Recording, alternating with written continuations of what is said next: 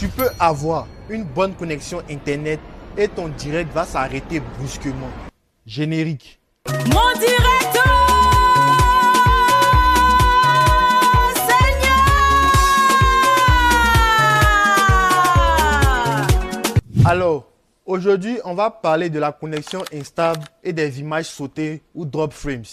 Il faut savoir que, comme tout bon régisseur vidéo qui se respecte, avant de lancer une diffusion en direct, on va faire ce qu'on appelle le speed test afin de vérifier la puissance de connexion que nous avons. Mais ce que beaucoup de streamers ignorent, c'est que le speed test nous donne la vitesse de pointe de la connexion à un instant T donné.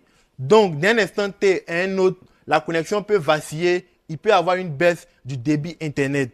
Et c'est là que les spectateurs vont commencer à écrire « Le direct est coupé, le direct est coupé » et on va t'appeler pour te demander qu'est-ce qui se passe.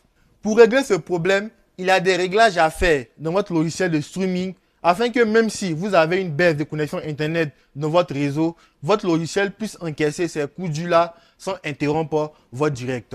On commence par OBS et on termine par vMix. Pour ceux qui utilisent OBS, vous allez prendre votre logiciel et cliquer dans les paramètres. Ensuite, vous allez venir sur la section où c'est marqué Avancer, descendre. Cherchez la partie où c'est marqué 4 réseaux, adresse IP, source du flux. Vous allez cocher ensuite la case Ajuster dynamiquement le débit de streaming en cas de congestion réseau bêta. Pourquoi activer ces paramètres-là? Il faut savoir que ici, au lieu que votre flux sera coupé lorsque la connexion internet va s'affaiblir, OBS va seulement baisser temporairement la qualité de votre image puis la remonter lorsque votre réseau va se stabiliser. Donc, ceux qui vont voir votre direct vont seulement remarquer une image floue pendant quelques secondes, mais votre direct ne va jamais se couper, à moins que vous ayez une coupure de courant générale. Donc, une fois que vous avez coché cela, vous allez seulement valider et c'est bon. Pour ceux qui utilisent vMix, vous allez venir sur la partie où c'est marqué courant ou stream. Vous n'allez pas cliquer dessus, mais plutôt sur l'engrenage des paramètres juste à gauche. Ensuite, vous venez sur qualité, juste à droite, il y a un autre engrenage des paramètres. Vous cliquez dessus. Ici, en fin de ligne, c'est marqué Network Buffer. Pour certains appareils, c'est 5 secondes, 10 secondes, 15 secondes. Vous allez mettre ça au moins à 20 secondes. Pourquoi faire ce réglage-là? Il faut comprendre que, contrairement à OBS, vMix, lui, il dispose d'une mémoire qui lui permet de stocker des images en avance. Donc, si au cours de votre live, vous avez quelques mous au niveau de votre connexion Internet, vMix va seulement retransmettre sur Internet les images qu'il aura gardées à l'avance.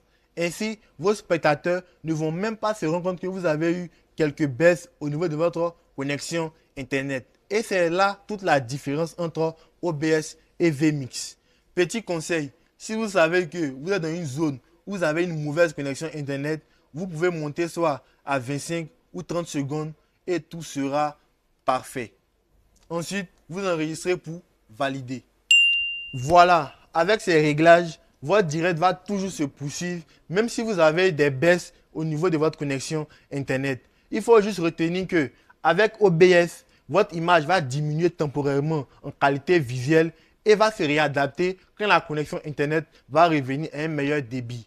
Alors qu'avec vMix, vu qu'il a une mémoire interne qui va lui permettre de stocker des images à l'avance, si vous avez quelques mous de quelques secondes, automatiquement, il va retransmettre en ligne les images qu'il aura emmagasinées et les spectateurs ne vont même pas se rendre compte que vous avez eu quelques bugs au niveau de votre connexion Internet.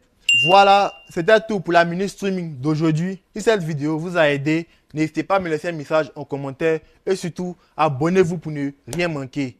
Hey, on est